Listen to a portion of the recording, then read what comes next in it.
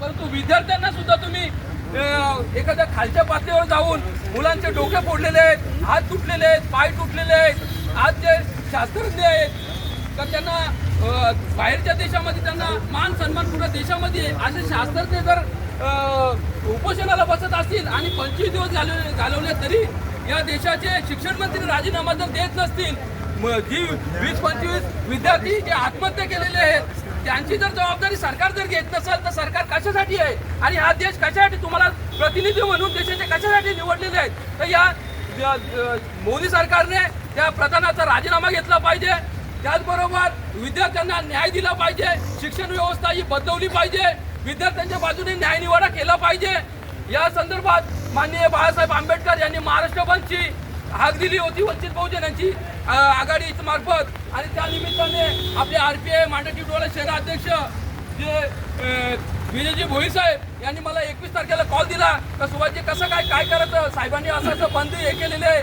विद्यार्थ्यांना जे अन्याय अत्याचार 20 तारखेला जो झालेला आहे तो अतिशय भयानक आहे आणि त्या पद्धतीने आम्ही सुरुवात केली आणि त्या पद्धतीने 2 दिवसामध्ये लोकांनी जे नागरिक आहेत, सुज्ञ नागरिक आहेत ते या ठिकाणी जमलेले आहेत. कारण या विद्यार्थी हा पूर्ण देशाचे विद्यार्थी आहेत आणि ते देश घडवणार आहेत आणि त्यांना जर न्याय निवाडा होत नसेल तर खूप भयानक आहे. अशा सरकारचा सगळ्यांच्या वतीने किंवा मी वंचित बहुजन आघाडीतर्फे आणि एक भारतीय नागरिक म्हणून या ठिकाणी निषेध करतो आणि माझे 2 शब्द संपवतो. यानंतर आपली हक्क नको, फक्त मला शिक्षणाचा हक्क हवा आहे. हा हक्क तुम्ही मला उपकार म्हणून नाही देणार, हा माझा अधिकार आहे म्हणून तुम्ही मला देणार, बरोबर. आणि एवढे दिवस हे उपोषण चालू आहे, त्याला कोणीही तिथे जाऊन कोणीही तिथे हे नव्हतं केलं.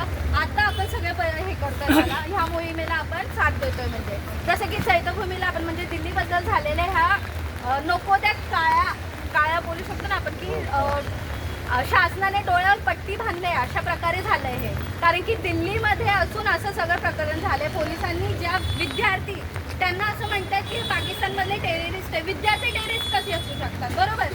आणि विद्यार्थी आपला हक्क म्हणून तिकडे गेले होते की आमचा अधिकार आम्हाला मिळायला हवं. फक्त शिक्षणाचा अधिकार मागतो आम्ही, बाकी काही नाही. या सरकारला असं हवंय का मग आम्ही फक्त बेरोजगार तर आहोतच, आता शिक्षण झालंय, बेरोजगार आहोत, कुठेही कामधंदे नाही आहेत आम्हाला, आम्ही घरी बसलोय असं. आणि पुढेही जी पिढी येते ती विद्यानं म्हणजे अभ्यास न करता फक्त अशीच राहावी अशिक्षित म्हणून. त्यांना काही काम नको, त्यांना काही नको, म्हणजे गुलामगिरीमध्ये ठेवणार आहेत हे लोक आम्हाला, असं म्हणून आम्ही हा अधिकार मागत होतो. दिल्लीमध्ये हेही झालं हे सगळं आणि दिल्लीत मुंबईमध्ये पण हा मोहीम म्हणजे राबवण्यात आली होती.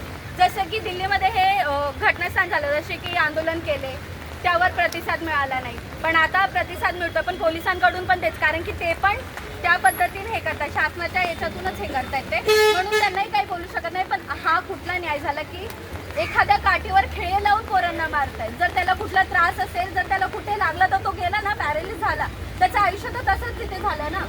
तर म्हणून इथे पण आपण जे महाराष्ट्र बंदीचा मोहीम हे केला त्यासाठी धन्यवाद सगळ्यांचं. पण आम्हाला आमचा हक्क मिळायला हवा. हे जर आपण हे म्हणतोय की धर्मनिरपेक्ष राष्ट्र आहे आमचं, आम्ही कुठल्या जाती वगैरे याच्यामध्ये हे नाही करत आहे. अभ्यासाबद्दल हे करतो, शिक्षण आम्हाला मिळायला हवं म्हणूनच आम्ही ही मोहीम राबवली.